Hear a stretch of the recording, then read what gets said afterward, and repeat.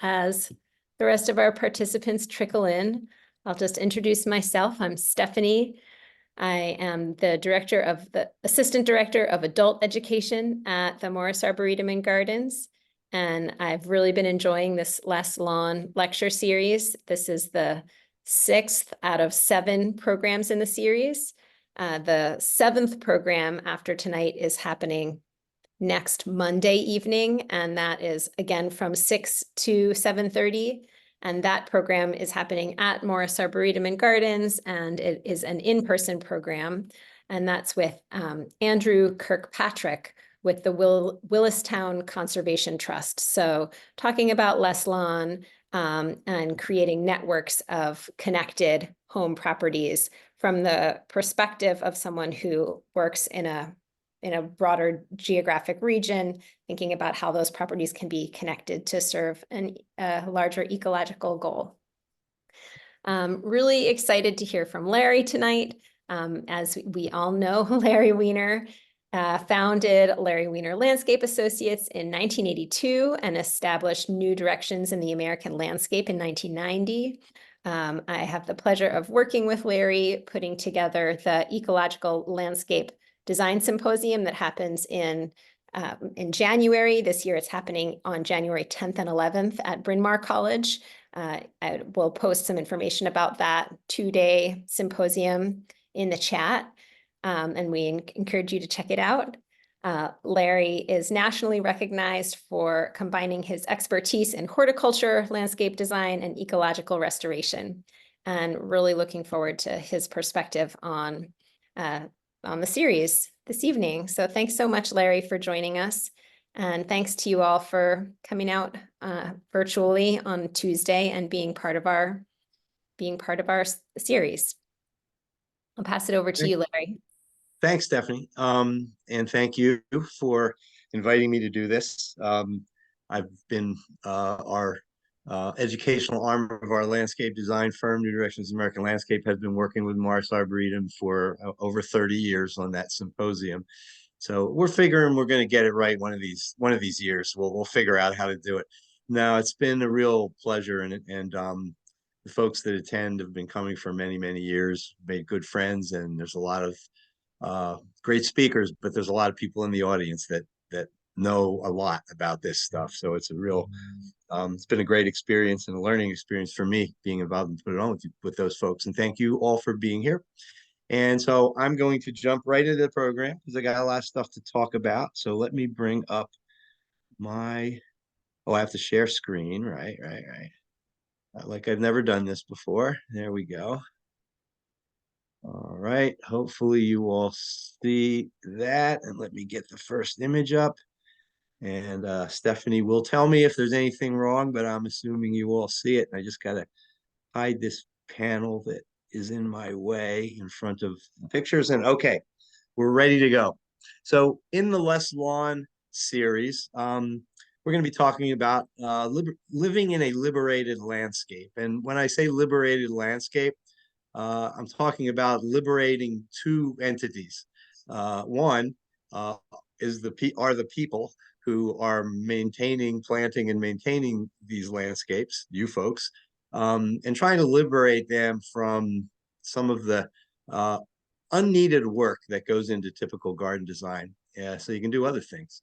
And the other liberation is the plants. Basically, plants have evolved for thousands of years to increase the efficiency with which they proliferate. And in traditional garden design, we come up with an arrangement, the design, we plant that arrangement, and we weed everything in between, by and large.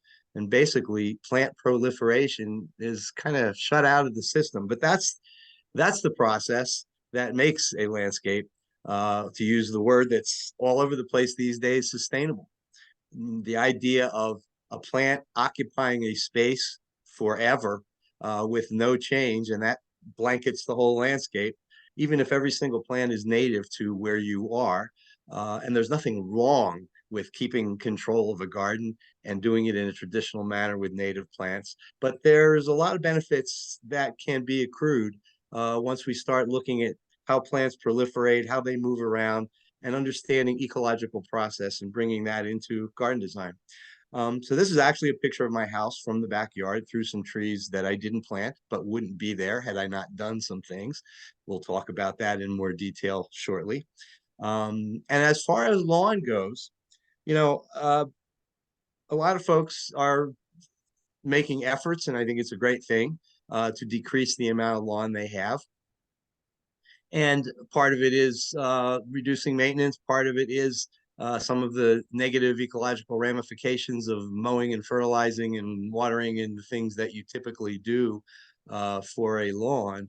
But the other thing is that these lawn alternatives are contributing ecologically when they're put together in a manner that it's largely native plants and in a manner that they can function somewhat like they do out in the wild.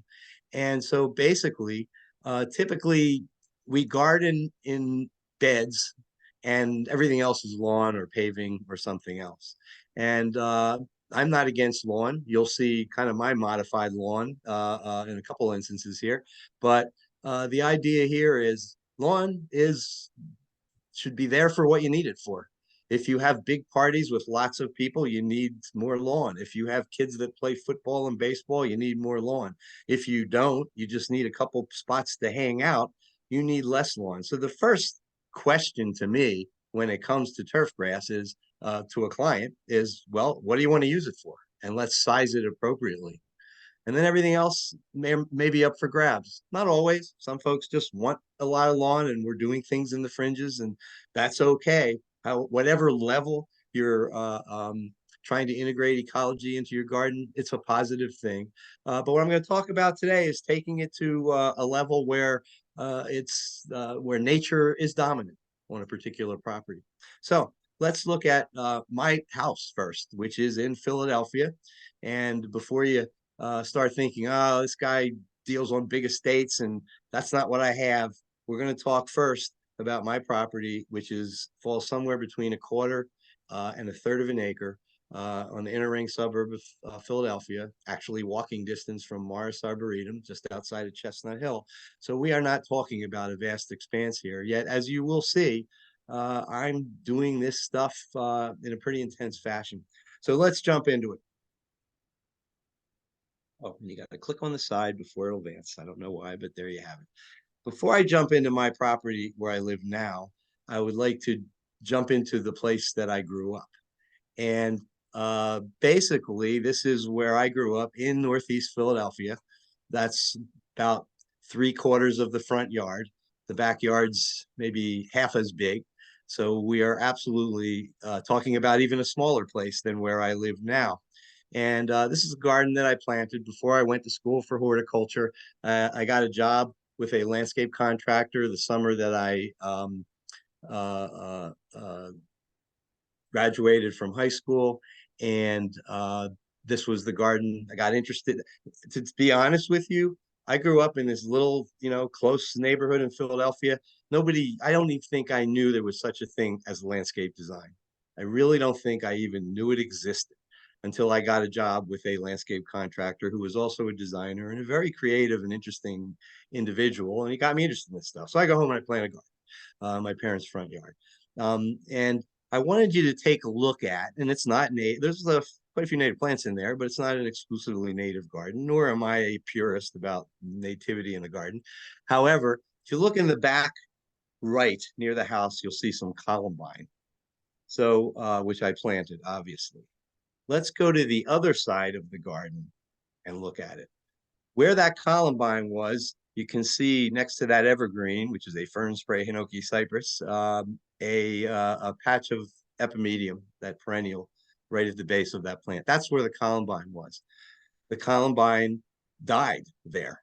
And I did not plant it where you see it. That's a gravel path that runs through that garden.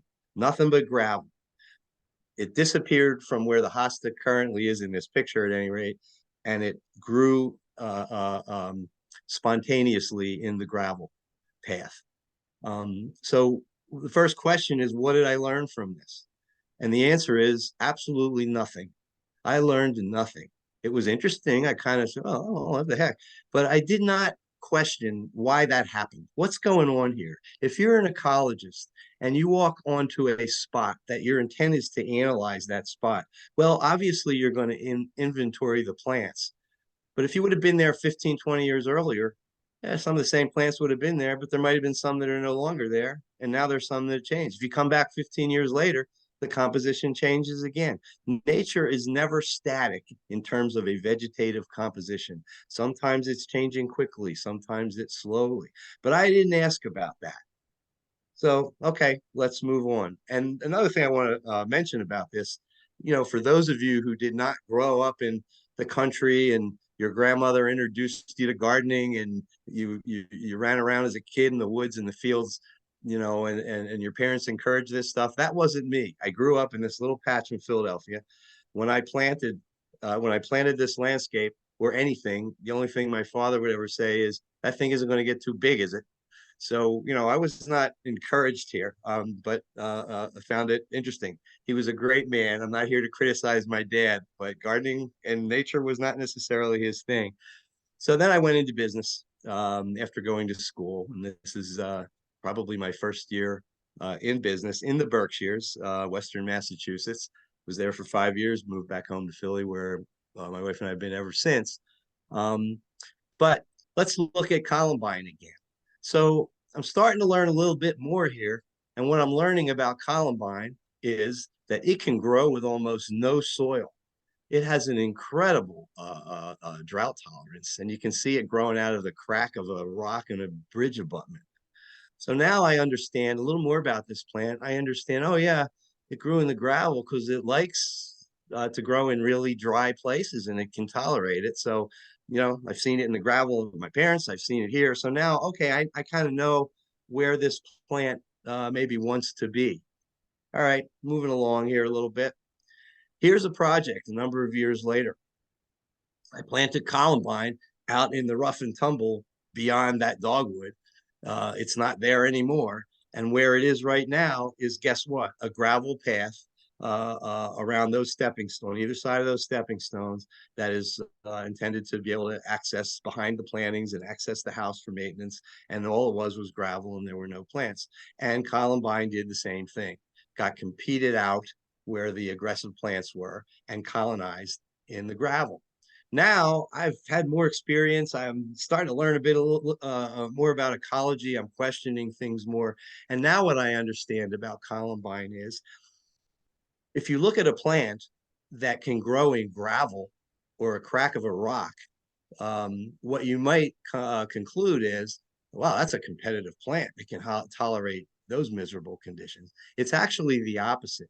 It is a plant that is not very competitive, and consequently, it has learned to adapt to places where other plants can't grow or can't at all or can't grow aggressively. It's adapted to these conditions to escape the competition.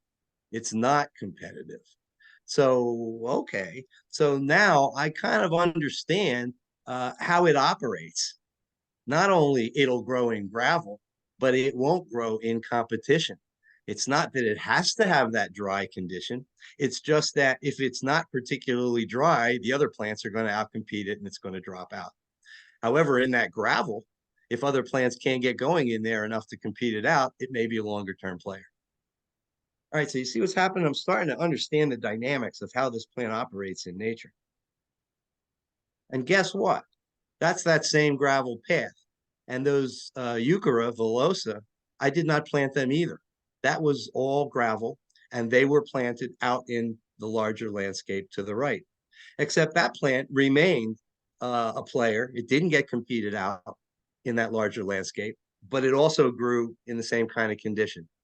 Now, if you look at the two plants and you start to understand how these are happening. Okay, so they're both plants that are very adapted to dry conditions, but the Euchera seems to be able to compete over time where it was originally planted, where the Columbine can't.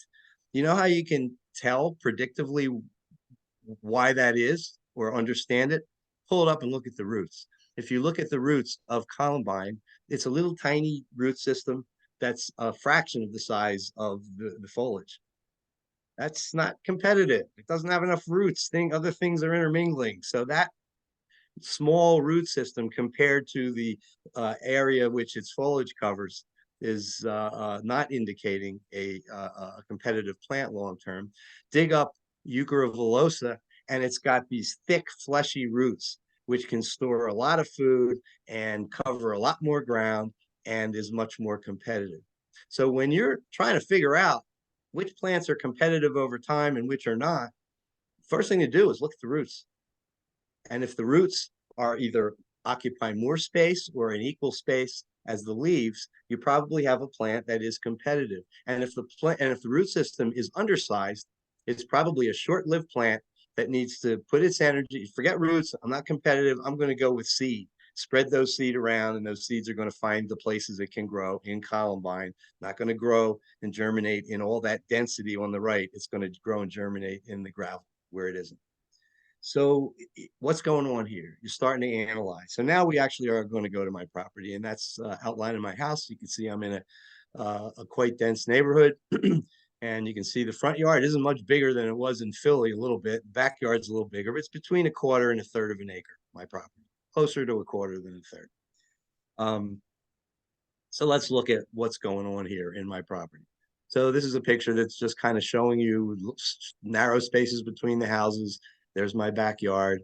We're going to talk about those trees later on. I did not plant them, but they are there because I did something other than plant them. We'll get into that momentarily. But oh, there's columbine. Now I understand columbine. What I do with it, this is a very competitive, the plant you're seeing in early spring, other things come up later, but that's Packer aureus or golden groundsel.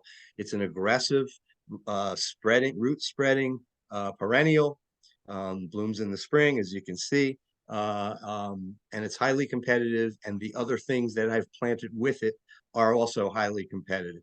And one of the things that you've got to do is determine a competitive level that you are looking to achieve. And in the bigger the space, the bigger the heavier, the stronger the competitive plants you need to put in there, because the bigger the area is that they need to suppress weeds. But what about columbine? Well, I plant columbine now, but I don't plant lots of them because they're going to get competed out anyway. I plant them for the seed source. And while they're still around, they're spreading seeds, then they get extirpated. And oh yeah, you see that plant's not long for the world. That little tiny root system is not going to compete with this aggressive rhizomatous clonal spreading root system that the Packer is. So it's going to drop out. And yeah, there's the bank that it was on, and it has dropped out. But below that bank, you can see the very back, there's a stone terrace. That's where it is, in the stone terrace. That's where it is in the front yard. That's the end of my asphalt driveway. And so that's the edge where it's really in gravel base that extends a little beyond that asphalt. So it's growing in the gravel edge. It's growing at the base of a hornbeam tree that I planted. Hornbeam tree is in the beech family. As you may know, beeches have very dense surface roots, and it's a very dry, difficult place for plants to grow. And so things tend to be thin and open and not competitive. And the columbine planted itself there. I didn't plant any of these columbines. The ones I planted are long gone, but I planted them for their seed and let them find the little places that I may not even have been able to identify. Let them find where they're happy and fill the gaps. So talking about assisting self-proliferation and spontaneous recruitment. And it's kind of the heart of what I'm talking about here, is you're planting plants for the individuals that you plant, but also for the additional plants that you will accrue due to their proliferation. So let's look at that. First of all, I'm going to try to move this one thing here that's a little bit in my way. I wonder if I can. There we go. Great. All right. Preserve or insert physical structure. What does physical structure have to do with plant proliferation? Well, in the woods, and most of my property, almost all of it, is shady woodland. you often have, or almost always have, a heavy leaf cover. And yes, seeds can germinate there, but at a much lower rate than in a raised on physical structure that is raised, because the leaves are blowing off. It can be a log that's rotting. Seeds can get in there. The leaves are blowing off the log. It can be a hummock created from a blowdown years ago, a little raised area, or it can be a wall or just a stone outcrop or a stone grouping. And in this case, I planted that maidenhair fern at the top of the wall. I did not plant the fern that is coming up just below it. And that fern is increasing. And now we have a little bit of Christmas fern and more maidenhair fern. I don't have either of those ferns anywhere self-proliferating on my property. Have only germinated in the wall, period. So had that wall not been there, and I placed it there in early stages when I moved in, had that wall not been there, that plant would not be proliferating. At the base of the wall, that little ball-shaped thing, that is actually a big woody canker growth, a diseased growth from an old yew tree or shrub that got removed from a job, chipped up and whatnot. And that little ball, it's kind of getting decomposed a little now, but I found it to be very sculptural. And so I thought I'd do something with it, and I placed it at the base of the wall. And as I'm wont to do at my own house, I didn't do something with it. However, if you kind of look closely at it, there's a fern. There's some moss that grew in there, and there's a fern. And that fern, that's a Christmas fern. I have not, there's no Christmas fern that has germinated from the ones I originally planted anywhere on the property except in the wall and on this stump. So the idea of placing things or making a structure is major for plant proliferation. Here's a pot where I planted Euchera villosa in a pot in this little rusty bike thing. And that's a seedling of the hornbeam that I mentioned I planted a few minutes ago. Only hornbeam seedling I have on the property. It's been there for well over 20 years. I've been living there for over 30 years. I've never had a hornbeam show up anywhere on the property except in that pot, raised up off the ground. All right, let's look at another aspect of assisting plant proliferation. And this starts with the design or plant selection. Select plants with a diverse set of proliferation strategies. So what are the proliferation strategies? There are two basic ones, are sexual and asexual. Sexual means seed, and asexual means clonal expansion.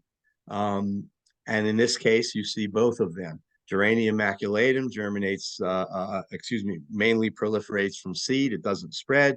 Pachyra aureus spreads with a pretty aggressive clonal expanding root system and does not produce a lot of viable seed. Often, plants put their energy into one or the other instead of kind of splitting the difference and not being that good at either. And so you got two plants here. They operate very differently. Seeds are finding little gaps and openings, and the rhizomatous plant is running through some of the clump seed forming plants and just fortifying the weed suppressing. Mixed intermingled compositions are more weed suppressive more times than not than single species compositions. And so this is a very, not only is that patch you're looking at very weed suppressive because there's not much light down at the bottom for a seed to germinate and have enough light to poke through that. But there are also multiple strategies of proliferation where gaps maybe occur. Well, the rhizomatous root system is moving in and the seeds are moving around. And so what's happening is there's a good chance that these plants will find gaps and fill them for you. And the second line in there, particularly useful in the woodland ground layer, you can say, well, why do you care about plant proliferation? Why don't you just buy seed and plant it all over your house? In the sunny meadow plants, by and large, you can purchase seed and plant them. And woodland herbs, by and large, you can't. And the reason is simple. Most woodland herbs, the seeds of those plants have a very short period of viability. And the meadow plants, for reasons that I don't know and I've never heard anyone describe, but it's absolutely true, the seeds have a long-term viability. So if the seed house collected the seed, in the summer, and you were buying the seeds next spring, and they collected it and they stored it and they shipped it to you, and you got it and you planted it, and it's all fine. But with woodland plants, by the time the seed house has collected those seeds, stored the seeds, shipped them to you, and you've got them in the ground, they are by and large, and Geranium maculatum is absolutely in that category, no longer viable. So what do you got to do? You can't seed it directly.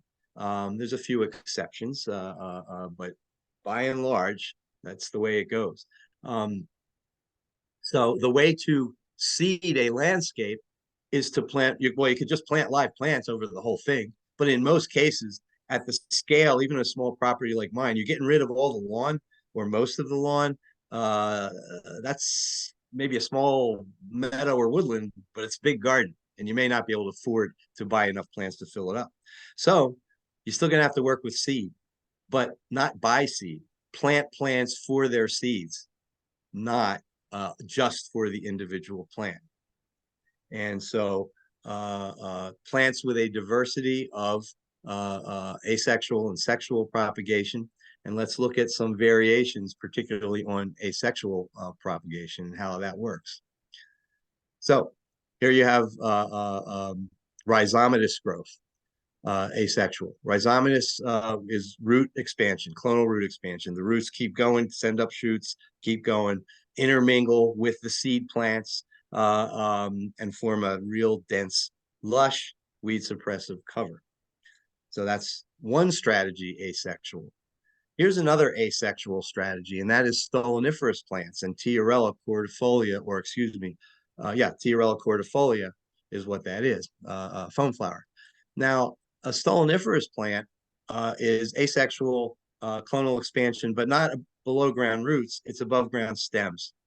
So they're creeping above ground, but they operate differently. A stoloniferous plant, rhizomatous plant, the roots are expanding, it's sending up shoots the whole way.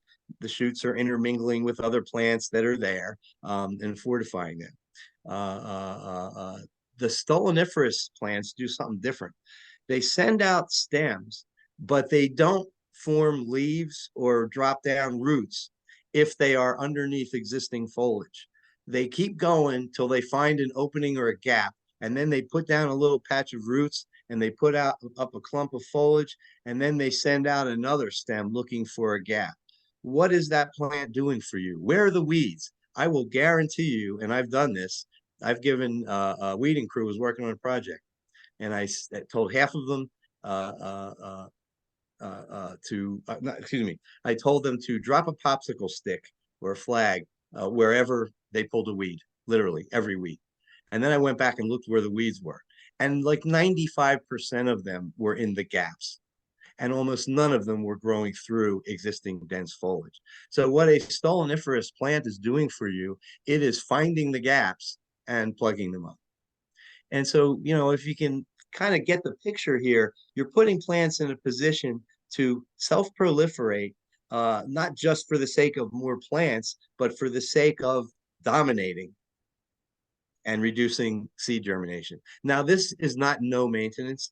Absolutely, there's no such thing as that, but this is reducing the maintenance significantly. Instead of weeds coming up all over the place because you got a plant in space with just mulch and another plant in space with just mulch, that's just an imitation for weeds. There's no competition there but a thin layer of mulch. So you're getting weeds all over the place. But when the entire landscape is covered with dense, intermingled compositions like this, root expansion, seeds popping up, stoloniferous plants finding the gaps, now the longer that landscape is developing, the more weed suppressive it is. And you're picking off weeds that just find the few remaining gaps instead of they're coming up everywhere because there's very little competition between the plants. Seed germination. So here again, you got a mix. You've got Geranium maculatum, seed, you've got Pachyra aureus, rhizomatous root system, and you've got Solomon seal, also seeds. And, just kind of let's look at what's happening with the seeds. There's the seed formation, and there's below it, and there's the little seedling, and this is underneath a a dwarf beech, actually, which is very dry, not a lot of competition, germinating in moss. Moss is a great medium for seed germination. We'll talk about that a little bit too. And there, the composition is taking shape. See a little bit of the wall, upper left, there's a little stone, Euchrovillosa. Remember, that's one that came into the gravel. I didn't plant it there. I planted it somewhere else. It's finding most of the places that it is germinating is open spaces in the cracks of the stone and not down below. Whereas the plants that grow on the forest floor, generally, such as the Solomon seal, there's geranium below the Solomon seal, there's Pachyra aureus, the round leaf on the bottom right. If you look just to the left of the main body, oh, I think I can use the cursor. Here's the Solomon seal. There is a little Thalictrum meadow rue that was also there. So I didn't plant anything here, nothing. That Senecio crept in from elsewhere. I planted it nearby. That came from another plant. The Thalictrum was from elsewhere. I didn't plant that there. You see what's going on here? These plants are finding their way around. Saving me money. Okay, so that's a cardinal flower. Most of you probably can identify it. But what's going on here? Now, in the early days of the planting, I planted some cardinal flower. And similar to columbine, it was outcompeted. And again, pull the plant up, it's got hardly any roots with a 4-foot tall plant. Yeah, can't possibly be competitive, and it's not. So I planted cardinal flower, and it got competed out as expected. But I never had any cardinal flower coming back until I would say there had to be, I'm guessing, 6, 7, 8 years after the cardinal flower was extirpated by the more aggressive plants. And I didn't have any, and honestly, I forgot about it even existed way back when. And that's fine. That's what it was for, early stage plant. Then all of a sudden, I get one little scraggly plant that shows up years later, and that's a little stream that I had placed there. And cardinal flower is non-competitive like columbine, but it grows in a completely different environment. Columbine loves it really dry, and cardinal flower likes it wet. And there's splash from the little stream that's running down the little cascade that's running down there, and there's little competition because it's coming up between a rock. And so I get one cardinal flower showing up, and brings me back to the early days. And I'm thinking, oh yeah, it'd be great to get some cardinal flower going again. So I took that stalk and I found a little gap down in that lower garden, in the sedum ternatum, the native sedum that's there, and the fern. And I just dropped it there, and I just scraped the soil up a little bit with a rake, so I have a little bit of a seed bed. And that little cardinal flower on the right is the result. Okay, so I got one cardinal flower, big deal. Next year, cardinal flower is coming up in the cracks of the terrace, as is Euchrovillosa, the coral bells. Whoa. Next year.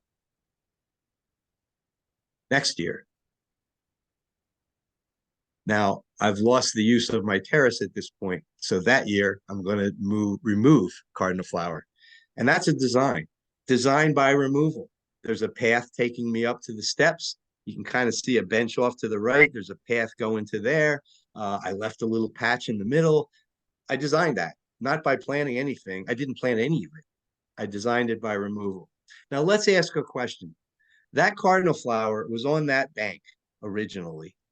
There's the trees again, which we'll talk about. It was on that bank, got extirpated because it wasn't competitive enough. And it did not. Wait a minute. Why wouldn't water carry the seeds down across that terrace and deposit the seeds? Yeah, okay, the seeds can't germinate on the bank anymore because it's too dense and seed suppressive. But why didn't those seeds wash down? Well, I didn't know. Why did it only happen when I put that one there? Well, in doing a little research, I discovered that cardinal flower seeds, they're tiny, tiny, tiny seeds, and they attach themselves to soil particles. And consequently, unless soil's running down, those seeds are not going to go down to the terrace. And there's not soil coming down because between the trees and the dense intermingled vegetation, that soil is held in place very firmly by the root systems. So there was no cardinal flower seeds coming down. I didn't get one plant. until I moved that one. Remember where it was? Right next to the terrace. So now those seeds are not falling on soil and attaching. Those seeds are falling on stone, and there's nothing to attach to. And they're running, the water's now taking them to all the cracks, and I'm ending up with that. Didn't plant any of it. Now, what's going on here is the stone allows the cardinal flower to travel, but it's not going to travel far away from the stone, because as soon as it gets away from the stone, it's attached, the seeds are attaching to soil, and it's not traveling any farther. So the cardinal flower has followed that pathway from the rear of the house all the way down to where my car is parked, 2 more steps beyond that walkway. Go to the left, you won't find any. Go to the right, you won't find any. It's just along the path. So I now can conduct cardinal flower. I could literally put it at the top of a stone walkway, or just plant it as long as it's downhill, and just throw down some rough scree. Could literally plant a clump of cardinal flower and conduct it wherever I wanted in the landscape with stone. So we're back to the backyard, and my wife and I decided, all right, the cardinal flower was a lot of fun, and we still love it, and we still want it, but we kind of do want to have like a terrace that we can use. So we've extirpated it from the stones, but on the edges, you can see on the bottom left, it's been left to go. If you go off to the right, it's been there. It's in that bed, which is where I originally planted, now in spades. But you may be looking at something here and saying, well, wait a minute, there's something that doesn't make sense. What about that cardinal flower off in the distance that's up on a side hill? Water can't go uphill. And it wouldn't anyway, even if it wasn't uphill, because that's not adjacent to the terrace. No, I collected seed and placed them there. There was, when I originally, when we bought this house, there was a big bank of Asian azaleas that were there. And I left them there for many years. And finally I decided to take them out. And I didn't really plant anything. I basically stole a few clumps of the Packera, took some seeds of the cardinal flower and other things.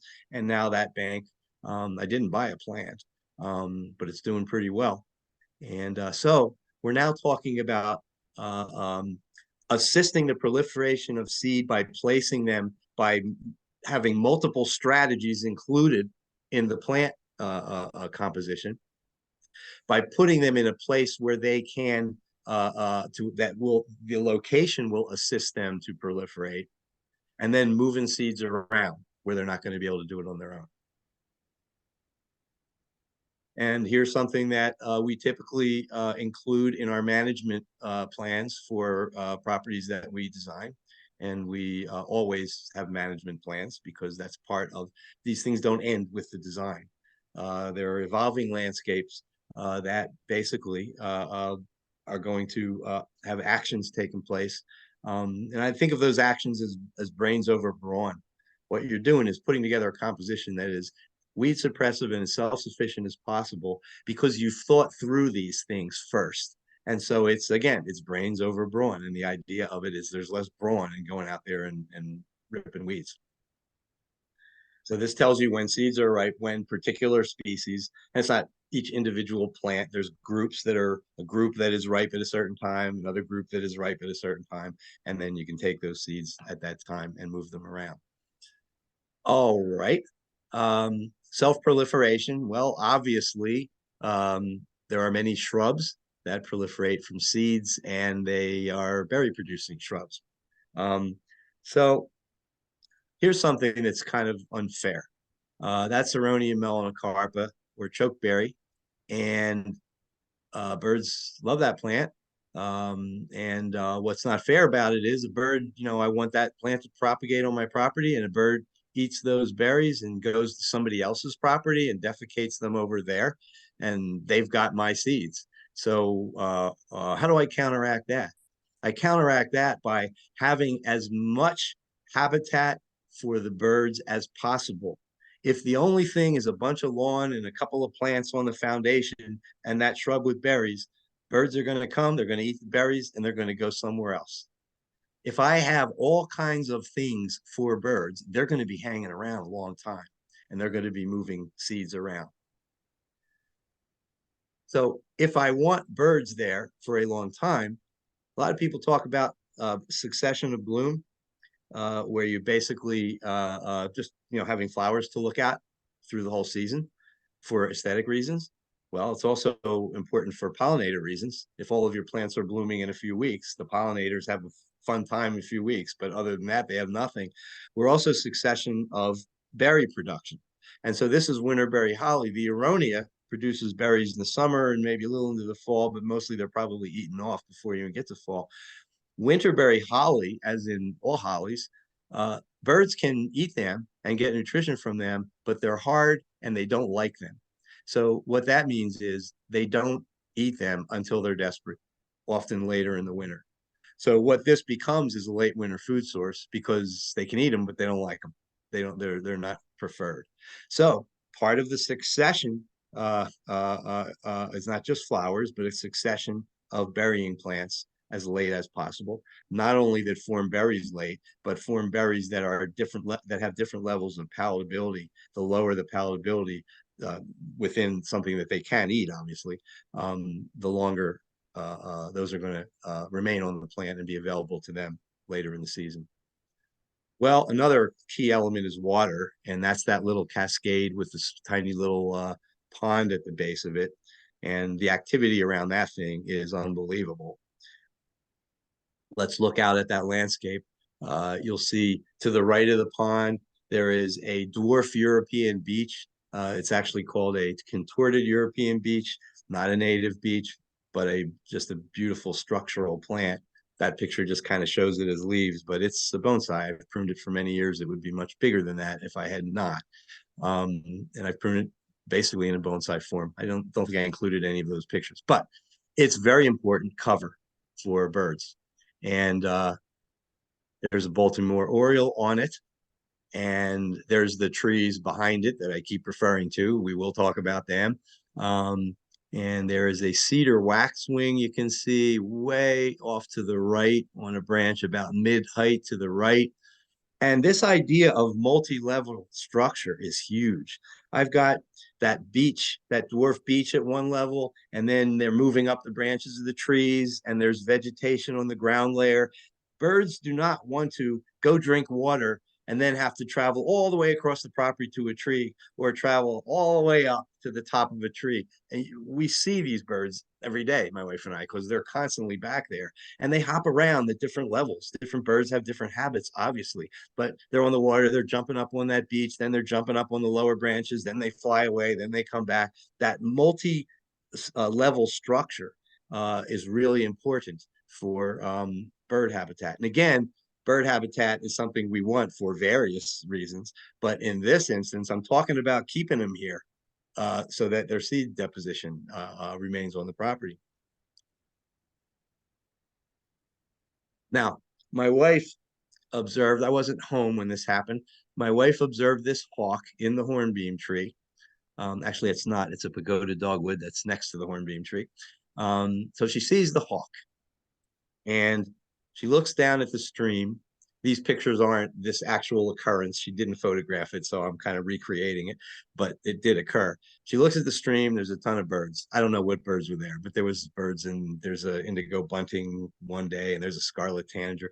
I live in the inner ring suburb of Philadelphia, and this stuff is, I mean, the birds, I could do a whole thing on birds here. Not that I'm an expert on them, I'm not, but there's a lot of wildlife happening here, that much more than you would ever expect walking distance from the city line of Philadelphia. So there you got a scarlet tanager. So what happens? She's watching the hawk in the tree. The hawk dive bombs to the stream to try to capture some birds, and the birds flee into that Lakotha to the left. And the hawk lands on the stream, peering into the Lakotha. Those stems are too dense and thick. The birds can get in there, but the hawk can't. So the hawk kind of sits there, looks in, and then flies away. So this whole configuration, putting that Lakotha right next to where the water is and giving them cover in a place that they're spending a lot of time is another really good strategy. And learned that from my wife's story of observing this. I knew that they like the cover, but I never kind of made the connection. Oh, put a lot of cover where they're hanging out, because that's going to be very important to them. Okay, let's move to another aspect here: management, not maintenance. Why do I say management, not maintenance? Because maintenance implies keeping something static. You maintain an engine. Every single part needs to operate the same way. Nothing changes, nothing goes away, nothing comes in new. You're maintaining something in a static state. Whereas everything I'm described is you are managing change. You are affecting and influencing vegetative change on the property. So I think management is a better term to use. So there's no question that the biggest maintenance item in any garden is weeding. And I referred to this before. And there is almost no landscape that we ever do that does not have a ground layer, more times than not intermingled. Because intermingled at different levels, there's something creeping on the ground that you can't even see under there, whether it's wild strawberry or green and gold. These little low plants, a lot of them stoloniferous, like the foam flower, is kind of underneath everything, finding the gaps. And you've got this rhizomatous golden groundsel fortifying the geraniums and the Solomon seal. And that is the reason that this landscape, which has almost no lawn, we'll see a little bit of it in a moment, I'll talk about that, but where the lawn is minimal, quarter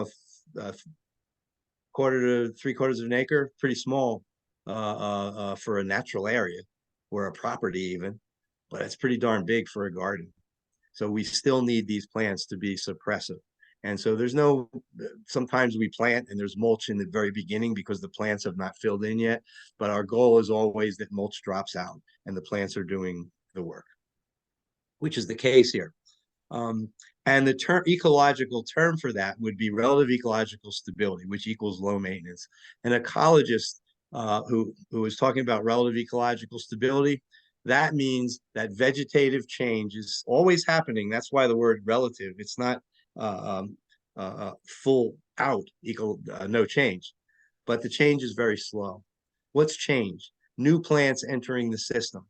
In our world, where so much of our landscape has been disturbed and so many non-native invasive plants have been introduced and naturalized, that the seeds in our landscapes, when we are generally working in the early stages, the soil seed bank is dominated by weeds. And so we really need to make these landscapes manageable, have the plants suppressing those seeds as much as possible. And that's called relative ecological stability. And in garden terms, that equals low maintenance. Suppression of new entries into the system by seed suppression. They all get started from seed or a little rootstock that gets in there if they're rhizomatous. So, but there's going to be some weeds poking through there. Nothing is perfect. So here is what I would recommend. Instead of pulling the weed by the roots, I would recommend reaching down into that vegetation at the ground layer, right at ground level, and cutting that weed at ground level. Why would I say that?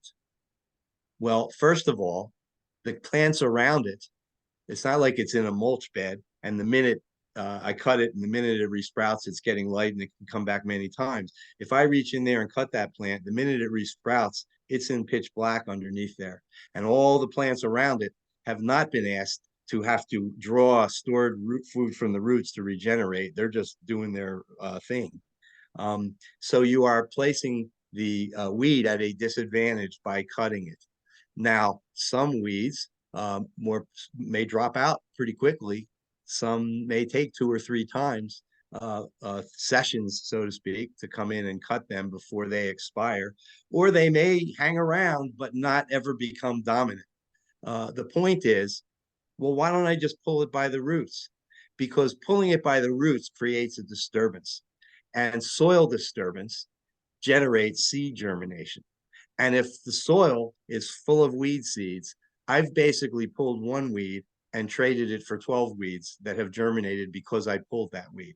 And so pulling weeds by the roots, running around and creating little disturbances, is basically a never-ending cycle of weeding, because you are never allowing relative ecological stability to occur because you're continually disturbing. By cutting, you're avoiding disturbance. It's a little different than kind of how we think of landscape. If I'm going to go out and weed in a traditional garden, I'm going to go out and I'm going to get every damn weed that's out there and I'm going to pull it by the roots. And when I walk away, there should not be one weed left. Well, this doesn't kind of work that way. You're cutting it. Some of them may come back. You may have to cut a couple times as you do the next session. You cut it again before it expires. Well, that takes time. But what you're doing is you're moving towards relative ecological stability because you're avoiding disturbance. Now, the caveat I would put on this, because I worry that people are misinterpreting this. Number one, if you got plants and mulch in between them, this doesn't work because what I said before, you don't have the competition surrounding that plant that you cut. So it can come back many times because it gets light immediately and it doesn't have to fight with other plants for root systems to bring it, take in water and nutrients.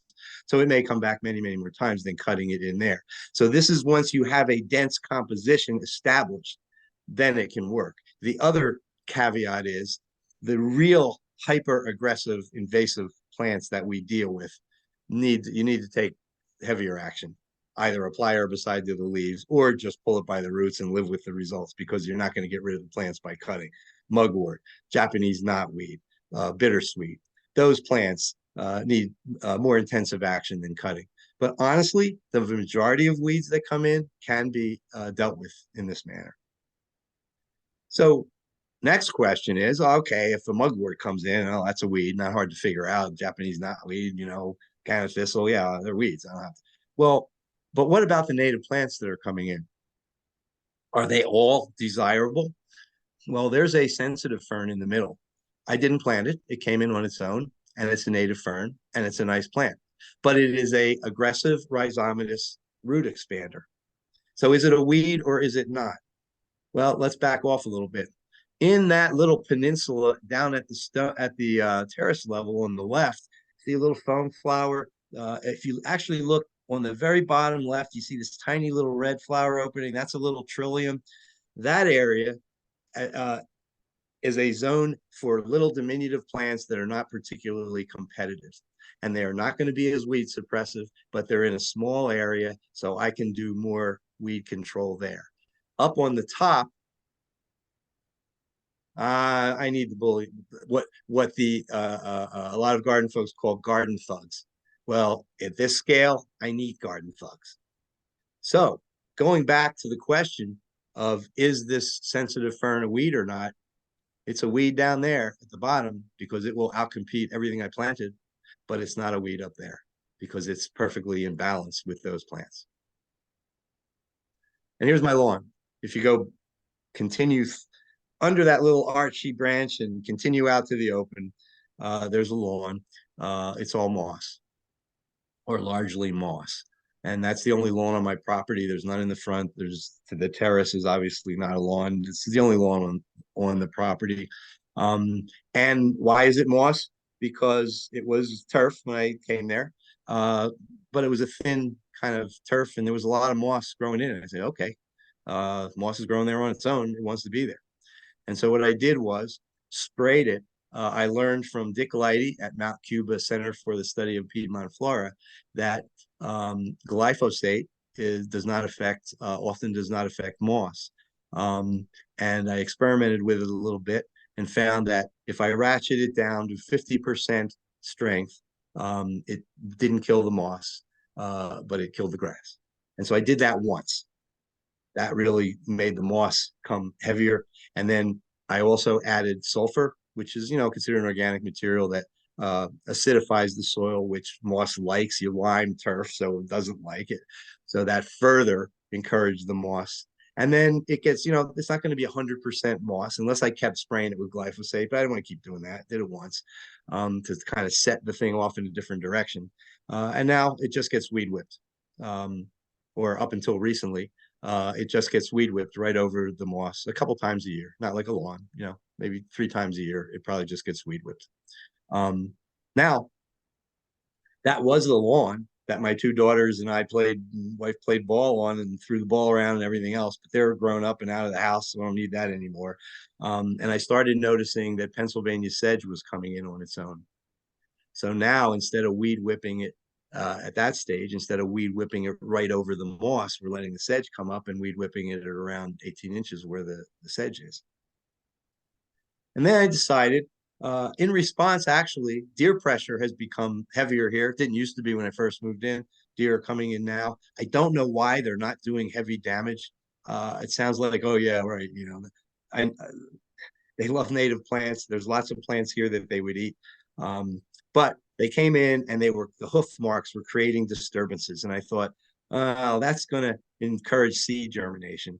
And I don't need it for a lawn anymore. So now I introduced meadow plants. And the deer are actually encouraging their germination of the seeds they're spreading by the little hoof disturbances that they are creating. So now it's a little short meadow, and Pennsylvania sedge is growing between the allium cernum or nodding onion and onion family, a little bit of cardinal flower there. And I put some other things in. But again, we're talking about maintenance. So the maintenance now of this was weed whip it 3-4 times a year right above the moss. Then the maintenance became weed whip it 3 or 4 times a year over top of the sedge. The sedge grew a little later, so in the beginning of the year, it was right over the moss. As soon as the sedge comes up, we're just following it up. When it's 6 inches tall, we're cutting right over 6 inches. Later in the year, it might be 10 or 12, cutting right over there. Anything taller than it is getting cut. And that's the maintenance of that lawn. Now, I mentioned, here's Joe Pyeweed, and I had talked about proliferation of seeds. Well, Joe Pyeweed is not one that you have to buy seed because, excuse me, that you have to plant the plants. You can buy seed. It's really more of an open sun meadow plant, and you can plant them. But I planted one plant. Now I have Joe Pyeweed popping up in various places. It's a tall plant. It's like 6-7 feet. So I have 3 choices when it comes up. I can say, I don't want it there. It's too tall and rambunctious, so I'm going to get rid of it. I can say, oh, it's a good place for it. And here it's on the border, on the edge. That's my front door. It's on the edge of the property, so I can live with it there. And as a tall plant, or right by the front door, the one we were looking at is off-site to the right of this picture, but you'll notice right to the left of that red pot, there's a Joe Pyeweed there, and there's one to the right. Well, I didn't want a 7-foot Joe Pyeweed there, but I cut it to the ground. If you cut a perennial, in a tall perennial, in say June, when it might be between your knee and your waist, it will come back shorter and possibly flower later, but it will still flower. So my is kill it, leave it alone and let it get big, or cut it back and let it come back shorter, which is what happened here. You say, well, that's maintenance. Yeah, but it doesn't take long. And I could have gotten rid of it and I wouldn't have had to keep doing that. But I have found, particularly with Joe Pyeweed, it seeds pretty readily. And if you would have asked me before I experienced, what's happening, this whole dynamic of these many years on this property, I would have said, yeah, I don't want it. It's too tall. I probably won't want it in most places. Too small a property for a big plant like that. I was kind of wrong there. More times than not, I'm either leaving it or cutting it. And more times than you would think, I'm leaving it. Because height on a small property, it sounds like I don't have room for this big plant. And in places, no, it's not right. But these tall plants are doing something else. And if you have nothing tall and you're standing in my backyard, wherever you are, you can see the whole darn thing. You're done. You don't have to go anywhere to discover it. You've seen it already. You'll see it closer, but there ain't nothing to discover. But if there's patches of Joe Pyeweed and maybe some shrubs, strategically not even placed, strategically allowed to grow, now all of a sudden, no, that Joe Pyeweed, I don't see what's behind it. What's behind it could be 10 square feet or 10 acres. And that's one of the tricks to making a small property feel bigger is strategically block views. You don't have a wall in front of you across the property. That just segments it. But let lower plantings seem to wrap around and disappear behind taller plants, and you don't know what's back there until you go see it. And you don't know how big it is back there, giving you the feeling of a larger property than it really is. So I cut down or removed many fewer Joe Pyeweed than I would have thought if you told me before this whole thing unfolded how many would show up. And so what's happening now is an altered soil seed bank. When I started working on this property, um, the majority of the seeds in the soil were weeds. And so I was avoiding disturbance like the plague. As I said, I'm cutting weeds at the ground instead of pulling them, because every time I pull, I'm going to generate what's likely to be weed seeds. But now, this picture was probably taken a couple of years ago. Probably a little more than that. You know, I've been there for 30 something years, nor did it take 30 something years for this to start to happen. But the point is, the seed bank has been altered, because I have not been, the weed seeds are not allowed to form seeds. Even if they haven't been killed, they've been cut and they're not forming seeds. So there no new weed seeds are being dispersed, or very few. And the native plants that I have planted and am assisting the proliferation of are throwing millions of seeds around. So now the soil seed bank is dominated by native plants and not weeds. Again, not perfect. That composition is now what happens. There's geranium on the top. There's a cardinal flower kind of lower center. There's some violets in there, which I didn't plant. They come in, they're absolutely welcome. And there's Pennsylvania sedge, is the graminoid, or the grass-like plant that's intermingling. I didn't plant that anywhere. It came in on its own in the upper bank, and has found its way down here. So you see what's going on here? There's stuff that are happening, wouldn't be happening if I didn't do stuff, but I didn't plant everything. And in fact, and I've thought of, I walk around my property and just kind of take stock. I can't count plants. There's too many things that are intermingled. But I look around and I kind of know I hadn't planted that. There's much more on my property. There are many more native plants that I did not plant that individual than that I did at this point. So what about cardinal flower? What about disturbance? So now that I'm not as worried about disturbance, because the soil seed bank is desirable for the most part. So now, in order for me to keep cardinal flower going, which is going to get competed out, and the seeds are not going to germinate except in the stones where there's no competition, I'm intentionally disturbing strategically in spots. If cardinal flower was there last year, I may disturb it so cardinal flower comes back again and doesn't get competed out. A new generation is occurring because of the disturbance. If you ask an ecologist, what is the ideal disturbance regime? And a disturbance regime in ecological terms means how often and how large are disturbances that occur, whether it be by people or natural occurrences like trees coming down or storms or things like that, or animals digging. The ideal disturbance regime, and any ecologist will tell you, is small scattered disturbances. Why are small scattered disturbances desirable? Two reasons. You want diversity of species. Everybody talks about, oh, the more diverse it is, the more pollinators, the more birds you're going to get, because the different ones want different species. That's all good. Well, the short-lived plants drop out when the perennials take over, because they are reliant on seed germination, which is not happening much because the perennials are dominating. So by creating little disturbances, which I avoided early on because I didn't want to encourage weeds, now I'm encouraging native plants like cardinal. So going around and creating little disturbances, small scattered disturbances, are increasing the diversity of the short-lived species because it's keeping them in the mix, number one. But what about the perennials? You don't need to worry about them. They come back every year. But they're senescing because there's no young ones, or very few young ones, because seed germination is not happening. So you get a perennial cover. Every year they're getting older. Very little seed germination has occurred during the competition. And what you have is a senescing landscape that is similar to a forest, with a closed canopy forest with no saplings coming up, which you all know is not healthy. What's going to replace the trees that come down? Well, what's going to replace these perennials as they age? Well, the new ones. Multi-age, anything vegetatively of the same species is always desirable. Multi-age trees, multi-age perennials. So, this is interesting stuff on a lot of levels. But, when I talk about, I think a lot of times it's kind of vague. Oh, let's work with nature. Yeah, let's work with nature. You can't do that if you don't understand nature. So we're looking more deeply in at nature than just what the plants are and maybe where they like to grow. So again, we're still talking about management. And what I'm doing now is refereeing spontaneous vegetation. There is a patch of red and green leaf euchara. We've seen it already in a couple of instances. It can grow in the cracks of rocks.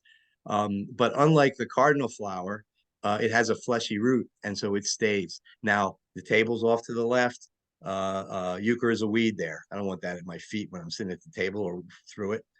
They came up there. They came up all over the place, but I'm weed whipping them to keep the stone free of vegetation. And where I don't weed whip them, which is the design. My design is not where I plant stuff. My design is where I don't let stuff grow and I leave the plants. So I didn't plant anything there. Obviously, I planted the pot. But all that euchre is there just because I went around it. I saw, oh, there's a couple of ones. That's a good spot. It's not in the way. It's near the house. Leave that go. Refereeing spontaneous vegetation is much of the maintenance of a garden, particularly one that has become established. There's a bench covered in moss and lichens. And that bench, I salvaged it from a project. The client didn't want it anymore. They were going to throw it out. It was actually a high quality older one, not the cheap ones they kind of sell often now. And so I said, oh yeah, I'll take it home. And like that yew stump that had the fern in it that I was going to do something with someday, I was going to restore this someday. Well, someday never came. Now someday I don't want to come because it started forming just a beautiful mosaic of moss and lichens. So that bench has become a sculpture and maybe the nicest garden that I have on my property. And the reason those two pots of impatiens are there, and you can see the cardinal flower disturbance keeping them in the system. The reason those impatient pots are there is because the wood is now so rotted that it doesn't hold the bench up anymore. And if I took those pots away, it would just collapse to one side or another. So they're holding the bench up. And you can say, well, where did the impatiens come from? What's that have to do with all this native stuff and ecological process? I like impatiens. I have a few pots of them around the back terrace and a couple in the front yard often. Sometimes I change it up. But sometimes I change it up and I go, you know what? They're not as good as the impatiens. You put them in there, they grow, they flower all year. The cardinal flower is a big show. In between, flowers are more scattered. There's always something blooming, always kind of significant something blooming, but it ebbs and flows in terms of the amount that's going on. And those impatiens are there, and they are not harming anything ecologically, native or not. There's no birds flying over this landscape, tempted to go down and feed on the berries and go, oh, wait a minute, they planted impatiens. I don't have anything to do with this place. No, it doesn't matter. And so this idea of purity is it's not something I talked about at European Beach, Dwarf Beach that I have just to the left of this. But what about that vegetation in front of the bench? That's golden groundsel. There's geranium in there. I don't want cardinal flower in there because that'll grow up too tall and hide the bench. I want the height on either side. So cardinal flower would not be welcome in that little patch. I didn't plant that golden groundsel. I just didn't weed it. I didn't weed whip it. Why didn't I weed whip it? Because if anybody sits on that bench, that's the end of the bench, and maybe there's injury to the person. So I don't want anybody to go sit on it. So I just allowed the Senecio or Pachyra and other things to come in there because I didn't stop them. Those towers are something I constructed for vegetables, vines, and corn, and that's what they were. And then the pandemic came, and really my property is not sunny enough for vegetables. Really, kept trying, but that little corner is the sunniest spot I have. And the pandemic came and didn't plant any vegetables. And there's just a little bed along that base of that fence, and that's what came in on its own. It's adjacent to the terrace, to the stone, so I can get seeds moving. I didn't do anything. I didn't have to put seeds there. They went there on their own. Joe Pye is wind blown, so those seeds are blowing around, and I did nothing there. I think there was maybe 2 bittersweet that came in. There was also a lot of snake root that came in, white flower that was underneath that and bloomed later. A lot of people consider it weedy. it would be a weed in that little diminutive garden with the trillium. It wouldn't be a weed over here. But basically, I just neglected it. I never planted. And then I'm looking, oh, there's cornflower coming in. Oh, there's Joe Pye weed coming in. It's a big, tall fence. I love the soften the fence. Again, because the seed bank is altered. Mulches and their effect on seed germination. Now, I'm not talking about mulch with the intention of mulching every year forever to hold back weeds. I'm talking about mulches and their effect on how plants act. So, and now we're going to get into the trees. All right, here we go. Finally, I keep torturing you with this tree story. We're finally going to get to it. That is a pignut hickory. And on the ground layer, there's some newly planted perennials that were planted there in the beginning, and that's raw wood chips that you see spread on the ground. The reason I put raw wood chips there is because I read a paper describing an experiment that was done at Rutgers University, where they took different plots of land and they put different denuded to bare soil, different plots. They're all the same condition, but they put different applications on each plot to see what plants naturally recruited to determine how you can affect the germination of plants. And one of the plots where they put raw wood chips down, they got the highest percentage of trees, higher than any of the other plots. But what was even more interesting than it was a high percentage of trees, they tended to be trees that you associate with mature forest, not pioneer trees, which should be the first ones that come up. You know, the pioneer trees, the birches, and the tulip trees and the basswoods, they come up in the sun. They're the next stage after the open field. They come up in the sun, they form a canopy, and the oaks and hickories come up behind them because they like to grow in the shade and then find the gaps. And a lot of those trees are short-lived, those pioneer ones, so they start coming down, and the canopy trees, the later stage mature ones like the oaks and hickories, fill the spot. So what the wood chips seemed to do was skip over the pioneer tree stage and go right to the canopy tree stage. Evidently, for some reason, you're kind of tricking those seeds, meaning hickory nuts or acorns, into thinking they're in a forest. Because in a forest, you got bark falling down, you've got dead wood branches, you've got logs, and what's probably going on are fungal organisms that are underneath where the dead woody material is touching the soil. Maybe there's other reasons, but for some reason, I tried it and I got oaks and hickories. I got 4 oaks and 1 hickory on that slope. I've had 2 other oaks on my entire property for the entire 35 years I've been there. Come up on its own elsewhere. I don't know why, but that's the case. And I got 4 oaks where I put the wood chips almost immediately following the wood chips. It was the next year, I believe, when I saw the little saplings coming up. And that's the only hickory that's ever come up on my property. Now there's a pignut hickory off to you can actually see the trunk of the pignut hickory. It's right off property on the top left a little bit, and off to the right is a white oak, and on the front is a scarlet oak. So it worked. And now I got trees growing bigger. But so we're talking about management here. Notice the hickory is, you can see a branch off to the right, and the oak is off to the left. The hickory was in the middle of the 4 oaks. And what that means is it's not going to get much sunlight, and it's likely to be outcompeted, maybe die, or just maybe not be highly productive. And so I removed one of the oaks so that was on the edge and not in the interior. Now, let's move on to the back of the property, and we're going to still talk about trees. That's the white oak on the corner, and it's really an amazing old tree, but half of it came down in a storm, and you can see the storm break.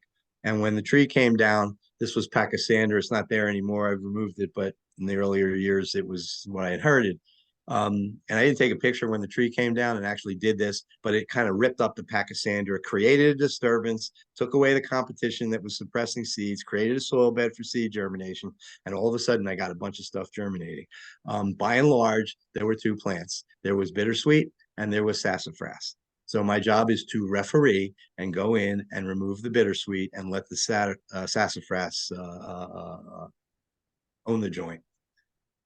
And there's my little sassafras grove. And all I did was prune a little window. So when you walk along that path to the shed that you're heading towards, I've got this kind of window of that really beautiful old, possibly 200-year-old oak. All right, one more tree story on the property. That's a black cherry. And if you have heard Doug Tallamy talk, black cherries often were considered like trash trees, but Doug Tallamy will tell you, rightly so, that of any single species, black cherry hosts the most insects. And oaks, a lot of people say it's the oaks. The oaks as a genus host the most, provide habitat for the most insects. But if you're just looking at a single species, it's black cherry. I didn't plant it there, but again, it's there because I did something. And this was totally accidental. My dog used to go over that area, dig around, go to the bathroom, and come back muddy. And I put pea gravel, which is a very small, round gravel there, just to make it clean. And after I did that, in this little patch, I had like 100 tiny cherries coming in. Now, I had no idea. And part of this is like I didn't know why the cardinal flower like didn't come in, down the bank. Well, I had to talk to somebody. I had to talk to some, ornithologists about the birds. Well, this one too. Why the heck do I have a million cherries where I put pea gravel down? So I talked to an ornithologist we work with, and he said, yeah, that small smooth gravel they ingested, it cleans their gullets, and so they're hanging around there a lot, and they eat cherries. And so birds were defecating cherries in that spot, and I got a whole bunch of them, and that's the one that I left to grow. So think about this. I put wood chips. I got late stage canopy trees, a natural disturbance of the oak coming down, disturbing the soil, and I got what nature does, which is respond with pioneer trees. And I put pea gravel down, and I got cherries. This is pretty cool stuff in terms of we don't necessarily have to buy every plant. We can understand what makes them work on their own and try to accommodate that. So this is not my property. This is a property that I had worked on, and I came back. I was, back there, and we planted those trees, and we planted that meadow. But I realized because of a certain occurrence that was important in my life that happened the year we planted those trees, and they were planted in large calibers, was the same year I put the wood chips down on my house. So I thought, oh man, I'm gonna measure how tall these trees are on average, and then go home and measure them and see which one's bigger. Again, I planted, 3-4 inch caliber trees the same year that I put down wood chips. Measured them. Those are my trees. They're significantly bigger. Think about this. Squirrel planted those the same day we brought machines in. Think about what happens with a tree. You go to a garden center to buy a tree. A lot of garden centers are buying from nurseries down south, let's say. So Tennessee is a big nursery state. So you want a red oak? Well, you're going to go to a garden center and buy it. What's the history of that red oak? Well, it was grown in a nursery in Tennessee. It was loaded with a machine on a truck. It drove through probably 7-8 states where of forests of red oaks that nobody planted, and then it dropped that red oak off at a wholesale yard, and the landscape contractor that you hired to plant you an oak goes to that wholesale yard where it's been watered with towers that are half of it's going or more is ending up in the stormwater system. A machine loads it on their truck. The truck drives to your house. A machine unloads the tree, drives it around the back, creates tire tracks and disturbances, and plants the tree. Well, at my house, a chipmunk planted some acorns and a hickory nut, and those trees are bigger. Now, you'll notice that on the bottom left is a pagoda dogwood. I'm not going to pray to the tree gods to give me a pagoda dogwood. I'm not going to get a pagoda dog. It's conceivable. It's native. It could come in, but not likely. So I'm going to plant it. So what I'm saying is not, oh, we don't need to plant any trees anymore. I'm saying is planting can be paired with the encouragement of the spontaneous recruitment of plants. And one reason to do that is because a spontaneously occurred plant will almost always outperform one that whose life cycle and roots have been disrupted and it's been moved, especially if it's big. So here we have an arbor at the top of those steps. Well, why did I put that there? Well, if you look through that arbor, you'll see an oak tree. And when I first noticed that oak tree coming in, I thought, wow, I kind of looked back and that oak tree was on a perfect axis. If you look out my dining room window or sitting at our kitchen table, you have a perfect central axis view up those steps and off to where that tree is.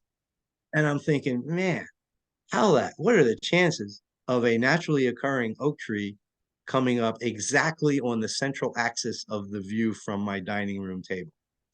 And then I remembered, because this was not, I forgot about this because it wasn't a big deal. I had some wood chips. I was tromping around the property and I thought, oh, you know what? It'd be cool if there's an oak tree or a tree right here in that central axis. And I happened to have some wood chips and I took and I made like a 3-foot circle of wood chips and dropped them there and forgot about it. And they decomposed. And when I saw the oak, it took me a while to even remember why it was there. So not only do I have some oaks and hickories based on where I put wood chips over a large area, and where they came in is somewhere over that area, but not very precise. By precisely putting wood chips there, I wouldn't guarantee a client you're going to get an oak tree or you're going to get anything. But if you're doing this kind of thing, it's probably going to work here and not work there. And so what? It was just wood chips that you dropped there. So the idea, and that arbor is there because that oak is nothing special. It's getting bigger now. That picture was taken a few years ago. It's nicer now. But the point is, that oak means something to me because of why it's there. And that arbor is someday going to frame a really cool tree. And what I'm doing now is allowing things to naturally recruit around that tree. And I'm going to be very selective about what I allow to grow. And basically, possibly even prune it if it's I'd like to get a shrub there and I would like to prune it so that it creates these windows of the trunk, like crossing branches space, crossing branch space. I've seen that occur in nature and I've recreated it. And that's what I'd like to see there. And I actually have a Aesculus parviflora that's coming up at the base of that plant, which I did not plant there. I planted it elsewhere, and it's coming in a bottlebrush buckeye. So when that gets a little bigger, I'm going to prune it to create windows with branches laddering up the stem, and that pergola will be framing that. And it's there because of the oak being there. And then I put this native wisteria. This is Wisteria frutescens, not the invasive Wisteria sinensis, on that arbor. I called it a pergola. It's an arbor. Not native to Pennsylvania, but native farther south. Beautiful plant and a fast-growing species, but not aggressive and invasive like sinensis is. But think about what that is. It's this series of actions and reactions that have gone on for 30-something years. I read about an experiment. I put down the wood chips. I got a grove of trees. I took it to another level and placed a patch of wood chips, and I got another tree. And then I reacted. That tree was very cool to me. And so I decided to frame it with an arbor and then decided to put this on top of the arbor. And so this wasn't design decision 35 years ago. In fact, I always thought, oh, I'm going to design my property. I'm going to design. I never got around to it. Now I wouldn't even think of it. The design is old, has been going on for 35 years, basically. And it's just a series of actions and reactions. This is interacting in a real way with your landscape. You want to talk about partnering with nature? I used to be critical of that term. That doesn't really mean. I like to, I don't like gauzy things that don't mean much.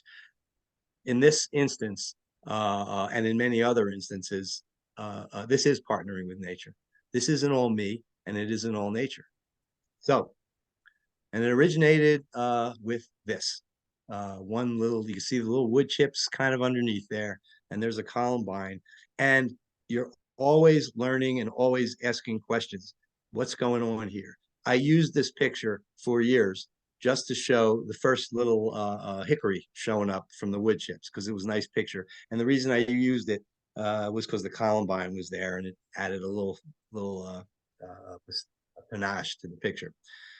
It took me years of showing this picture to realize what's going on. Wait a minute. Why is that columbine there right next to the hickory? Guess why it's there? Because of a disturbance that was created by a squirrel or a chipmunk. When they buried that nut, they created a disturbance, and the long extirpated or the extirpated columbine is now germinated because of that disturbance, whereas prior to the disturbance, it was suppressed. Front yard. I want to look there. You can see some columbine in the foreground. That probably those seeds were carried down the walkway. I'm guessing. I never planted the columbine in the front, only in the back in the early days. And there's Euchera villosa. I planted it on top of the wall. You can see the broadleaf plant up near closer to the house. It's seeding in that little terrace and bench area just below it on its own. But what I want to do is go all the way up to that bay window, all the way in the left corner of the house. When we bought the house, there was a window that sat on that brick. And there's no foundation on the brick, and it had pulled away from the house, and we got rid of it and put this other bay window up above. And instead of getting rid of the brick, I thought, I'll leave it there. Maybe I'll put some pots with plants and it'll be a nice thing. And as you've noticed in a couple of instances, I never got around to it. And what came in, and that's it's concrete with a couple of pads on the ground layer of that. Yeah, guess what? Columbine and Euchera villosa came in. Let's go around the corner. There's the path. Now, I got maybe 4 feet to the left, and it's my next door property. This is nothing but a passage from the front to the back. There's a hose bib there. Wasn't trying to make it, beautiful. And so I just put pea gravel down along the wall. And the Euchera seeds found its way over there. And as we've already seen, it just grew and colonized into pea gravel. That was earlier days before I really understood it. Now it was Pachysandra on the left. So I'm getting rid of the Pachysandra. Now it's time to plant something. Well, Euchera sounds good. I'm not going to plant Euchera. At this point, it's gotten through my thick skull that if there's any Euchera around and I put pea gravel down, I'm going to get Euchera. So here it is. Oh, wait a minute. Cardinal flower travels along stone, can't attaches to soil. Cardinal flower came around and beat the Euchera to the punch. However, cardinal flower germinated because there was very little competition, but it's not happy there long term. Certainly, it likes it wet, but Euchera villosa likes it dry. So while the cardinal flower became dominant initially, it turned into that. The Euchera won the battle a couple of years later. And now, again, speaking of interacting the design, this was nothing to me. This was just throw some pea gravel down and get to the backyard. Something happened. Oh, okay, it's decent. Then something happened again. Oh, now it's pretty cool. And now I've got this long, very nice walkway up to a bare wood fence. So I need to do something there. And I didn't think at all about that fence in that location for as long as I lived in that property until this happened. So I'm reacting to the landscape once again, which has reacted to me back and forth for 35 years. So we're going to look at one other property, and I'm going to look at it a little differently. I'm going to look at it as what it's like experientially to live in a landscape that is a partnership with you and nature. Larry, I'll just pause you right here and let you know that it's just about 7:30. So if just letting you know, I was caught off guard by that too, because I'm just so drawn into your description of how your home landscape has evolved over time. And I'm so appreciative of how you're bringing us into your home to describe this evolution. And I'm learning so much. I'm wondering and giving you the choice if you want to do this last piece, or if you want to take a question or two.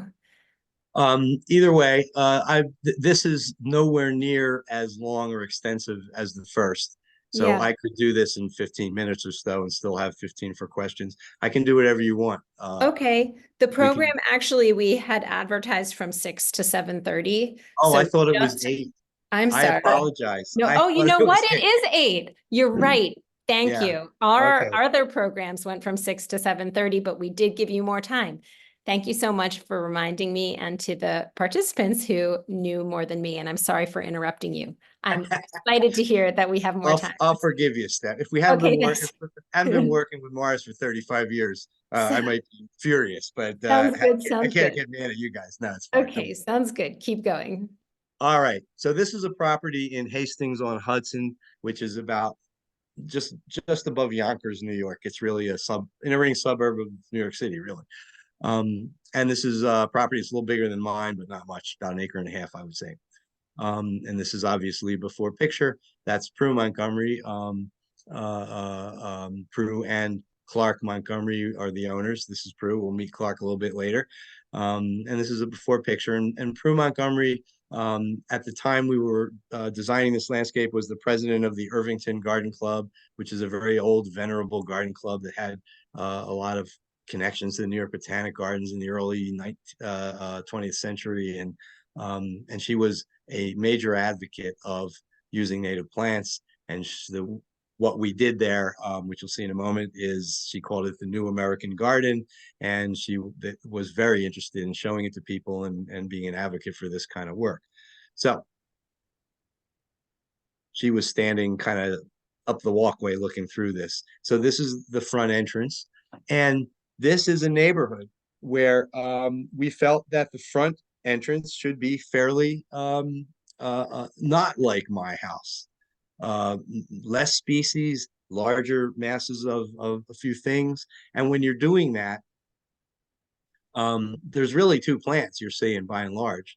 On the right in the corner is Amsonia hubrechti, one of the blue star, which is a blue flower in the spring. That feathery foliage during the summer turns a incredible orange red in the fall.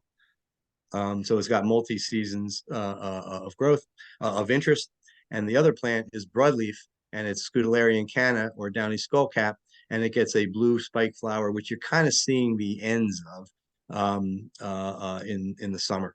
And so between the flowers of the Scutellaria and the multi-season of the Amsonia, there's a lot of times when this landscape is interesting, but also the interest is created by the contrast. And if you go around the curve, the Amsonia becomes more numerous and the Scutellaria becomes less. But the idea of pairing those two plants is texturally interesting because the Scutellaria has a big broadleaf and the Amsonia is feathery. So alternating those two, even if nothing is blooming, is an attractive combination.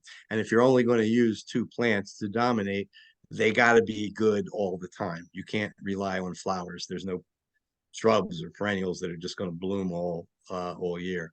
So that's the front entrance or the driveway and the front door. Here's the plan. The top area is the more demure part of the landscape. Oh, I can use the cursor here. This is the only lawn. This is a wall that we created of stone to match the house. This is a little patch of lawn, and this is Pennsylvania sedge lawn, which is about 12 inches tall. And then this is tree canopy, so that's a woodland garden. And then this area is a sunken area, like really a sunken garden kind of a thing, where we are much wilder. This is pretty tame. This is wilder. And that's decisions you make in conjunction with the client. So let's visit the place. So there you can see the textural difference between those two plants. And that's the Scutellaria. Notice how weed suppressive. Look how dark it is. You can't even see down in there. Weed falls in that, forget it. Forget it. No chance. Now we're on the side yard. And this is the Pennsylvania sedge lawn, which is just cut over the top a few times a year. And the edges were planted. We'll visit that. Again, here's a decision. That fern, that sensitive fern again, Is it a weed? Because all that was planted there was Pennsylvania sedge. It's a weed if you don't like it, and it's not a weed if you do like it. It would actually, Pennsylvania sedge is pretty aggressive. Those two plants might look pretty nice together. So, but it's a decision to make, not right or wrong. That's the only lawn. And the sedge lawn is off to your left. And this basically is a planting you're looking at, which is foreshadowing the wilder plants and the meadow that is what you're going to encounter when you travel down into the grotto. And I just wanted to show this picture because I wanted to show this idea of lawn. The lawn was only to the left of that walkway and didn't even come to the walkway. That was all Pennsylvania sedge there. Well, this is many years later, and the Montgomery sold this property and moved to Cape Cod, and the family that moved in here had young children, and there was no lawn. And so they mowed the sedge lawn and turned it into lawn. I don't blame them. They have kids. They're going to run around the lawn. This is not an evil occurrence. Basically, my thought is what you need lawn for, do that. But don't make it all lawn just by default. So there's the sedge kind of is much broader where we went back in time to when Montgomery zoned it again. And this comes to this little point, and this little meadowy composition is on the edge, and you'll see the steps to the left. It takes you down to a very narrow part of the property, which is the rear of the house. The gate was and the fence was designed to match the style, the arts and crafts. I didn't mention the architecture. It's really incredible architecture, and it was a arts and crafts style house that was built in the early 1900s. And structurally in the landscape, one of the things we wanted to do is use kind of this stick style, which was very much part of that period. And one of the elements that makes the experience of wildness legible in general to folks is repetition. You're going to encounter, you're going to go into a wilder area soon, and there's going to be some aspect of that landscape or aspects that keep repeating that you kind of recognize periodically that you encounter. So this stick style of construction is one of those things. But what was beyond that fence was actually an old cutting garden, which had fallen into weeds by the time we got there. And I like there to be a story. There can be an ecological story, such as the wood chips and disturbance and all that stuff. There can be a history story. There's all kinds of stories. But the story here is it was an old cutting garden. Okay, that daylily was part of it. That daisy fleabane just came in on its own, didn't plant it. So our idea here is we're going to preserve some of those old-fashioned garden plants that were cutting plants, native or not.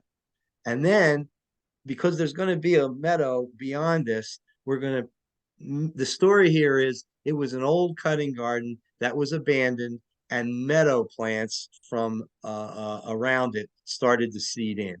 And it's so an old-fashioned garden where there's still remnants of it. But the meadow plants that we planted in here, and they didn't just seed in, we planted them, are plants that are native, but also have a history as garden plants.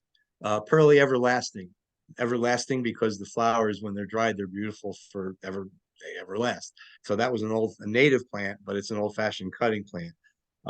Phlox paniculata, old-fashioned cutting plant. There's some Lobelia syphilitica, the blue lobelia, probably not an old-fashioned cutting plant. So that's a meadow plant that came in. Tall phlox is a meadow plant too. It was also a cutting garden plant. Okay, so that's that garden. Real little thing, that narrow thing you pass through. You go through that gate in the beginning, and then you encounter this again, the stick construction with a native wisteria over top of it. So you go through that. You encounter these steps that are taking you down into the sunken garden or the grotto. And once again, that railing was designed to go with the period style of the house. However, what's growing along the steps? There was a lot of weeds on this place that we removed, but there was a bloodroot we planted. The sensitive fern we did not plant. And so this is a mixture of things we planted and things that we left. And in fact, if you look to the left, I think I included the picture. Oh, no, I did not. So at any rate, this is a combination of things that were there and things that were planted. And we'll encounter that as we travel through here. You get to the bottom and you, for the first time, get the view of this created pond, and that's the end of the property. And so that's the big faraway view of the pond. And then you're going to head off to the right and disappear into vegetation where you won't see the pond anymore. Oh, that's the picture I was looking for. That sensitive fern coming in on its own. And this is a fairly large area, not large as in acres, but large for a garden. And I'm happy with that plant there. The oh, the name of that plant just went out of my head. How can that possibly happen? Mayapple. The mayapple was also there, but the packera that you see in the distance wasn't.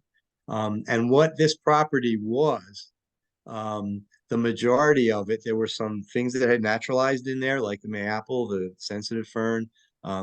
We planted things like the bloodroot and the golden groundsel, but it was all a shrub thicket, and it was two shrubs. One, Seabold viburnum, which I never considered to be an invasive plant, but it sure was here, which we removed all over the place, and spice bush, which is a very nice native shrub, but it was also all over the place. And we didn't want a whole property of spice bush. So part of the design, obviously we're looking for native ground layer plants and we're going to save them. But we're not going to save all of the spice bush, but we're not going to take it all away. So part of the design is where we remove spice bush, not where we plant it. And so as you're walking along the path, you lost sight of the pond. Now you're in this little woodland and there's tall things that are blocking you from seeing the whole place until you come to places. Now you come to this little stone patio with a circular bench and a fire pit in the middle of it. And that's your first destination. And we cleared spice bush out. There's spice bush. You can't see it. It's early. It hasn't leafed out yet. But that was all a thicket of spice bush. And we cored out the center and left the perimeter so it would be a secluded little spot. Should have used a later picture where you can see the foliage of it. That bench, circular benches to your right. You're looking across wood poppy and polemonium or Jacob's ladder on the ground layer, plants that are seeding around, and you saw the packera, which is moving by roots. The whole strategy is going on here. That tree snag or stump or trunk, during the construction of the project, that was a paulownia tree. And it literally came down in the storm while we were in the middle of planting this place. And it was big. And it went from one end of the property to the other end with branches, sticking way up in the air. So obviously we couldn't leave it there. We removed it. But we noticed that there was a very sculptural section, and we cut that section out and planted it there as a tree snag, which of course is tremendous for wildlife. As it decomposes, insects get in there, birds and come and feed the insects. And it also serves as a very interesting sculpture as it weathers. So that became an ad hoc, but very important part of the landscape. Now, if you go out, take the path out to that, and then off to the right, you can kind of see a piece of wood laying around. I missed the picture of it with nothing. That is an old trunk that had come down on the edge of the property. And it was rotting and it was pretty cool, but it was, I neglected to put the picture of it before we planted the wisteria behind it, but it just was too big and too stark. But I didn't want to remove it. It's got wildlife value and it's actually beautiful in itself. So we softened it by planting wisteria to crawl back over it. The same wisteria, that frutescens that was planted on the arbor. So you're seeing the same plant, but on the arbor, it was in a very gardenesque situation. And here it just looks like a wild thing, but it's recognizable. It's a repetition. And prune little windows where the really beautiful formations are. You just make a few cuts on the wisteria if you choose to, and expose these really beautiful textural sections. All right, now you continue and you're kind of on the woodland edge, and that's planted ferns and Monarda didyma or bee balm. It's kind of moving into sun, so the plant palette is starting to change, and that's spring in the meadow, and that's Virginia bluebells, and again packera on the other side, and you can see the pond off in the distance. But this is the only time of year where you would see that pond off in the distance, because now that's looking back at the house, and here's the meadow later in the year, and you can see pink milkweed and some other things, and butterfly weed, and Blophelia or downy woodmint. And again, there's a view down to the pond, but I was starting to say a little too early, you can see the pond as you're walking through the meadow at this time of year, but not later in the summer. The Joe Pye weed is only down by the pond. It's not up in the rest of the meadow where we wanted to keep shorter. But during the majority of the season, once the Joe Pye weed comes up, and there's some shrubs in there too, the pond is completely blocked. So you cross the meadow, you go down towards the pond, you don't see it, you come back, you're walking right along the edge of this Joe Pye weed until you come to a little window. Guess what? Stick furniture again, the same style, repetition. Then you lose it because you come back to Joe Pye weed, and there's native azaleas and shrubs in there, and you start to get a little peek through the water, and then the water starts exposing more, and then you see the waterfall on the cascade on the top, and then you come all the way around to the edge and see it close up, and there's these little aquatic benches where shallow water is created that we can have things like pachyra, which likes it wet, and blue flag iris in these benches. So it's a sequential, the whole trip through this property is a sequence of destinations. What you see beyond, you don't see beyond. Things unfold to you as you come to them. You get little windows of something before you get there, and then you see the whole thing when you get there. Serious design. Much of what was there, from spice bush to mayapple to sensitive fern to other things, were there. And we just decided where to leave and where to remove, and then added in additional stuff. So I want to end it here talking about Clark, who is Prue's husband. Clark is so enthusiastic about this, and both Clark and Prue love having people here, and they have events, and they have a plant sale to benefit whoever. And they have a big Halloween display here that anybody from the neighborhood can come, and a couple hundred people do come through it. Clark is so enthusiastic about this garden.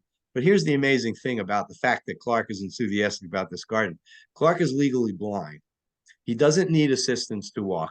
He sees, but he only sees vague stuff, and he doesn't see colors. Yet he finds this landscape really exciting to be in and loves bringing people there. So this was a note that someone that Clark sent to me after they had some people there. The prevailing response to being in this garden seems to be much more emotional than just aesthetic or intellectual. I don't mean to wax philosophical here, but it is indeed exciting for us to see firsthand the enthusiastic and quite visceral, and I think visceral is a key word there, reactions people have to the surprises and delights they find. It's not just pretty colors. It's not just, it's the feeling of being in this place, the experience that I think Clark is describing. So kind of finish up here with a couple of things on Montgomery's property. That's a before picture where the pond was. And here's a picture of the pond during Clark's Halloween party. And I got to tell you, Clark Montgomery is one of the nicest people I have ever met.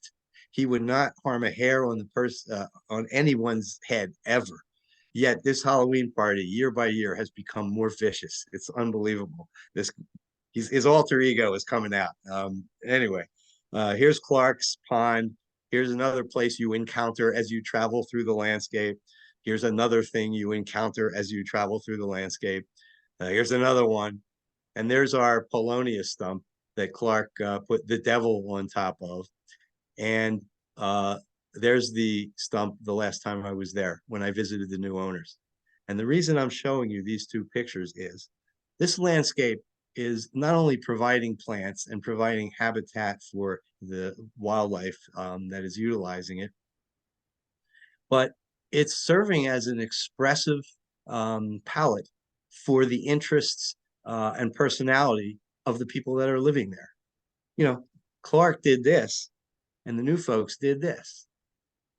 I don't think Clark said to me point blank, we could, if we had beautiful gardens around the perimeter and lawn in the center with a fountain or something, this Halloween thing would not happen, nor would the experience be the same, even if it was masterfully done. those gardens. Oh, perfect sequence of bloom and the plants are in balance and everything else. It would not be this experience. And it would not have likely generated the placement of these kinds of things that, are expressions of the people who now own it. And so this is the Montgomery's property. This is a photo by Rob Cardillo, one of the great garden photographers in the United States. And some stupid stick falls out of a tree and sticks into the ground. If that was lawn, I don't think Rob would have decided to take a picture of it. But natural occurrences that may seem mundane in this context are pretty cool. And there's my bench. I'm going to end it with that. Back on my property, I never thought to plant the cardinal flower coming up. I didn't let it go in the front, but that one just found its way up through the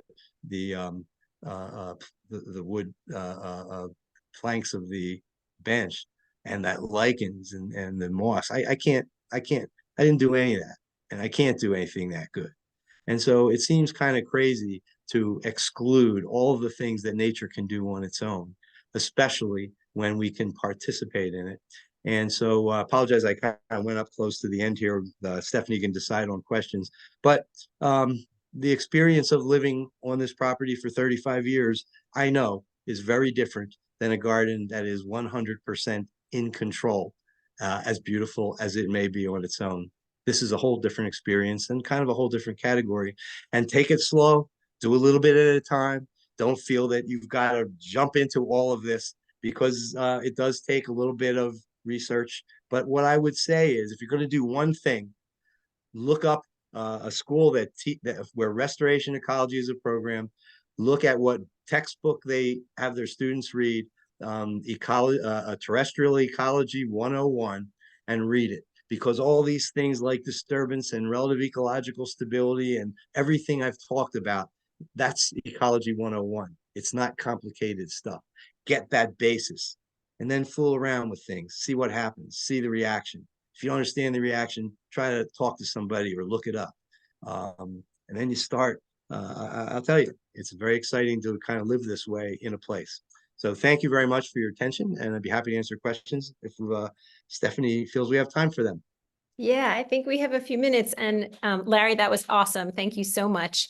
You're welcome. Really inspiring, as someone said in the comments, really exciting. And because we can't control nature, it's a really enticing way of thinking about working in our gardens too.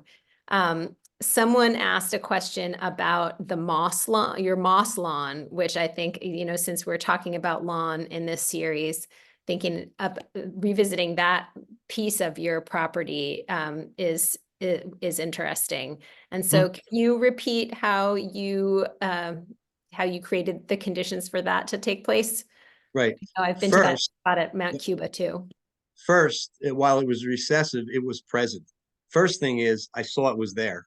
And while the lawn, there was more lawn than there was moss. If moss is going to naturally occur, I think I got a shot at having it become dominant. What I'm trying to do here is not introduce moss. It's already there. I'm trying to let it win the battle between the turf grass.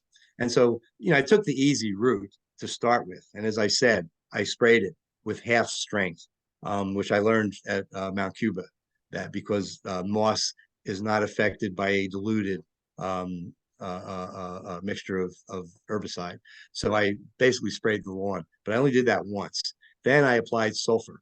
Sulfur acidifies the soil, which, as many of you know, moss loves acidic soil, and turf grass, you lime it to raise the pH because it doesn't like acidic soil. So that was also helping favoring the moss over the lawn. And then, like 4 times a year, just went in and scalp cut it with a weed whip, this small area. You didn't need a lawnmower. I hate lawnmowers. Not for any ecological reasons. There's that too. But gaskets and keeping gas and storing the gas, that's stuff I'm interested in. Tune-ups. So it's just weed whip right over the top of the moss. So anything that grows through it. Now, if you wanted a perfect bed of moss, because there are little things that I'm weed whipping, although moss is now dominant, or was dominant until I planted the meadow there. You could continue, every few years hit it with herbicide, and you could really keep it like perfect and clean. that's not what I decided to do. But that's basically what I did with moss. But if the moss wasn't there at all on its own, I might not have gone that route. The first key is what's the proclivity of the site? What wants to grow here? Awesome. There's another question about eliminating stubborn invasives like the chameleon plant. Chameleon plant. I'm not sure what that is. Is there a Um, botanic name or yeah, I'm not familiar with this. I'm going to butcher the name, but it's Houtunia, Oh, yeah, that's kind of a Houtuy. garden ground cover. That plant, honestly, it's not one I really, it's a garden ground cover. It's not something that's like all over the place invasive that you run into all the time. Um, uh, but basically, if it's dominated, the cut don't pull thing, if that's the plant that's there and there's nothing competing with it or things weakly competing, the cut don't pull isn't going to work. You would either spray it with herbicide or remove it by the roots. Is basically your choice in that situation. And it depends on the scale. But that's kind of the way your two choices. If you've got something pernicious that's there, that I didn't give you anything brilliant, but That's I would great. I would also say if you if you're letting things play out over time and not trying to get something right away, repeated cutting, not with competition around it, can be effective. However, it's not just how many times you have to cut it to kill it. It's the time lapse between cuttings. No plant can survive if it can't produce food, and no plant can produce food if it doesn't have green leaves. And so, if you have a plant like Houtonia, that's just a big patch all by itself, and there's nothing to compete with it. So just cut, don't pull. There's nothing to compete it out. That's you're favoring. But if you come back, if you cut it, go away, come back months later, and it's regrown, it's photosynthesized, it's regained some of the food that it lost by drawing from the roots to reemerge. You didn't get anywhere. You set it back, it comes back to normal, set it back. The idea is as soon as the leaves reemerge, you go back and chop it again. So you might be intensely cutting it very frequently for a whole season. And eventually the plant will expire. Now it depends on how aggressive and long lived that plant is. Plants that have fleshy roots have a lot of stored roots and you can cut them a lot of times and they're going to come back. Plants that are more fibrous maybe can expire with more cuttings. But depending on the weed, that's not necessarily the most practical. But again, if you don't want to dig by the roots and you don't want to use herbicide, uh, frequent scalping until the plant either becomes so weak that you can plant some things in it and allow them to start out competing it, or it fades out. Great. And I remember speaking with you earlier about an upcoming program that you are hosting with New Directions in the American Landscape on controlling invasive plants. So coming up really soon, it's 6 hours virtual, 3 hours on December 21st and 3 hours on December 22nd. And it's called To Spray or Not to Spray, Controlling Invasive Plants. And I'll send the link to everybody tomorrow in a follow-up email. But it seems like there's a few questions about controlling invasive plants that we don't have time for, but could be really discussed in rich detail in those upcoming programs. Yeah, we'll be getting into that in a lot of detail. Yeah. Those 2 days.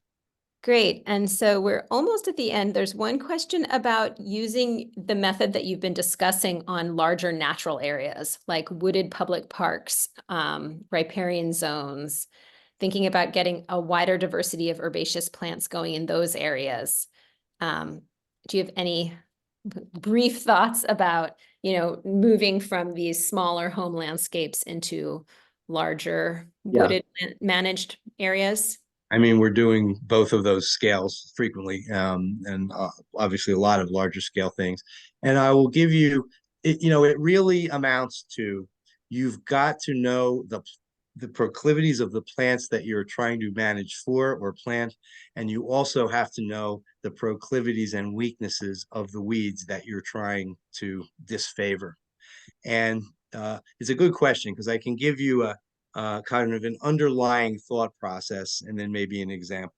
The underlying thought process is, let's just simplify it. You got a plant you want and you got a plant you don't want. And they're both kind of, intermingled and hanging there. The idea is to identify a difference between those two plants and exploit that difference in favor of the plants that you're trying to manage for. Say moss versus lawn. One of the strategies I used was to exploit a difference. I put moss likes acidic soil and turf does not like acidic soil. By acidifying the soil, I favored the moss. That wasn't a heavy lift. It was buy a bag and spread it around my little tiny lawn thing there. Another common difference to exploit out in the big picture landscape are cool season plants versus warm season plants. What do I mean by that?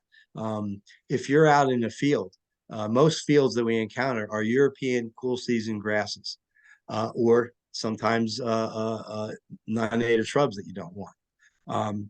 Whereas the native grasses and many of the meadow plants are late to emerge. So if you have them both intermingled, that growth period difference is a difference you can exploit.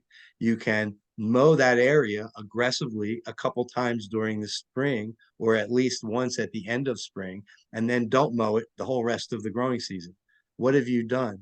Well, if you're trying to manage against a cool season plant, those cool season grasses, they're cool season. They hate the summer. They don't grow much in the summer.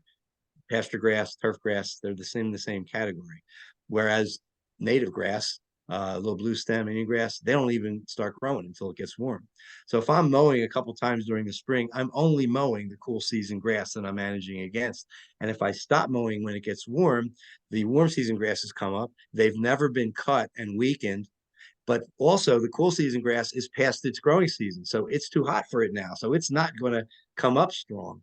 Now, you do a bunch of spring mowing and stop for the whole rest of summer and fall 1 year. That doesn't change the whole thing. But if you're doing that over a period of a few years, you will change it to warm season dominated plants, meaning in this case, native plants.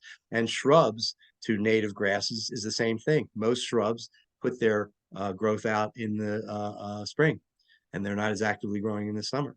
So if you've got undesirable shrubs and you brush hog them and cut them down and then keep cutting in the spring and then stop.